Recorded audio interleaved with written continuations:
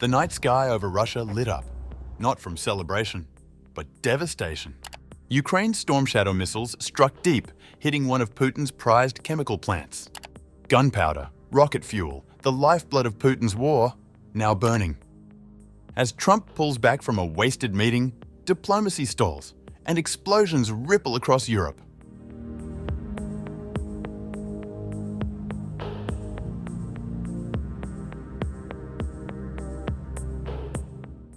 The General Staff of Ukraine's armed forces reported that Ukrainian forces carried out a large-scale attack involving Storm Shadow missiles against Russia on October 21st, striking the Bryansk chemical plant. The operation was carried out jointly by Ukraine's Air Force in coordination with the Navy, land forces, and other military units. According to the General Staff, the attack hit the Bryansk chemical plant in Russia's Bryansk Oblast, with the consequences of the strike still being assessed at press time. The Bryansk chemical plant produces gunpowder, explosives, and rocket fuel components, which Russia uses in ammunition and missiles launched against Ukraine. The General Staff described the plant as a key facility in Russia's military-industrial complex. The US designated the Bryansk chemical plant in its September 12 package of sanctions against Russia. The factory has also been sanctioned by the US. The plant has been targeted in previous strikes, some of which reportedly involved long-range ATACMS missiles. Ukraine has previously used Storm Shadows to strike targets in Russia's Bryansk and Kursk oblasts, as well as in Russian-occupied Crimea. The latest strike comes the same day that Ukrainian President Volodymyr Zelensky said that Ukrainian long-range attacks on Russia may hold the indispensable key to peace.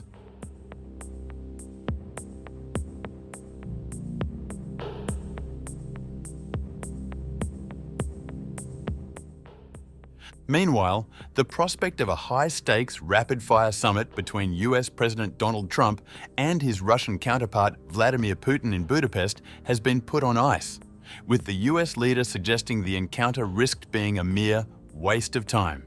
The sudden reversal, which came hours after a White House official confirmed there were no plans for an immediate meeting, casts fresh doubt on the US president's push for a quick peace deal in Ukraine and sparked immediate fallout in Washington and across the Atlantic.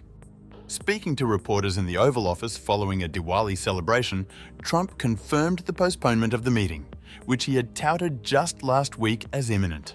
Mr. President, the meeting with Vladimir Putin is canceled or put on hold. Do you know what happened there, and does that affect your decision whether or not to send tomahawks? No, I don't want to have a wasted meeting. I don't want to have a waste of time, so I'll see what happens. But we did all of these great deals, great peace deals. They're all peace deals, agreements, solid agreements, every one of them. But this one, and I said, go to the line of battle, or the battlefield lines, and you pull back and you go home, and everybody take some time off, because you got two countries that are killing each other.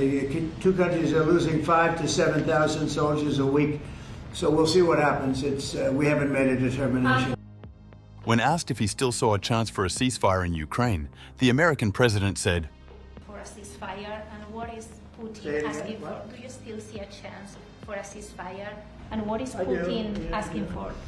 I do. It's a vicious war. It doesn't really affect us. We sell equipment to them. We sell equipment to NATO, and NATO gives it to Ukraine, but we don't pay anything anymore. Biden spent $350 billion. The war would have never happened if I were president. Would have never, not even a million years. And Putin knows that too. Would have never happened. But it did happen, and I came in, and I have to see if I can put it out. But it doesn't affect us, because we're not losing soldiers there. Although, when I first came in, that could have ended up, it's not going to happen, but it could have ended up in World War III. That was really out of control. So now it's, they're shooting and they're killing people, and I think Putin wants it to end, and I think Zelensky wants it to end, and I think it's going to end. The comment followed a call between Secretary of State Marco Rubio and Russian Foreign Minister Sergei Lavrov, which, while described as productive by the White House, failed to bridge the wide gap on terms for ending the war. Russia, according to US sources, has maintained a maximalist stance, that includes demands for territorial and security concessions, a position that appeared to frustrate the US president's hopes for a swift deal. Against the backdrop of stalled diplomacy, NATO has announced a last-minute visit by Secretary-General Mark Rutte to Washington, D.C. Rutte is scheduled to meet with President Trump on October 22nd, with NATO confirming only that there is no planned media opportunity. The hastily arranged visit highlights the deep anxiety among European allies regarding the shifting US approach to the conflict. As the Trump-Putin summit was cancelled, Reuters reported that Russia had reiterated its previous terms for reaching a peace deal with Ukraine in a private communique sent to the US over the weekend known as a non-paper. According to two US officials and a person familiar with the situation, the communique reiterated Russia's demand that it take control of all of Ukraine's Donbas region, a stance that effectively rejected Trump's view that the front lines should be frozen at their prevailing locations. One of the officials said Russia also reiterated its previous stance that no NATO troops should be deployed to Ukraine as part of any peace agreement. Zelensky, meanwhile, said Russia almost automatically became less interested in diplomacy due to the postponement of a decision by the US administration on Tomahawk missiles for Ukraine.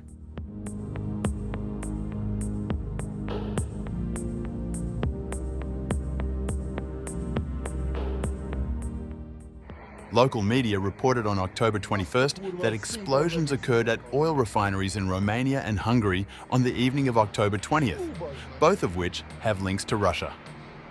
Russian oil remains a key source of revenue for Moscow's war effort in Ukraine. Despite the European Union's push to fully phase out Russian energy, several member states continue to receive supplies. A midday explosion occurred at the Petrotel Lukoil refinery in Ploiesti, southern Romania, on October 20th.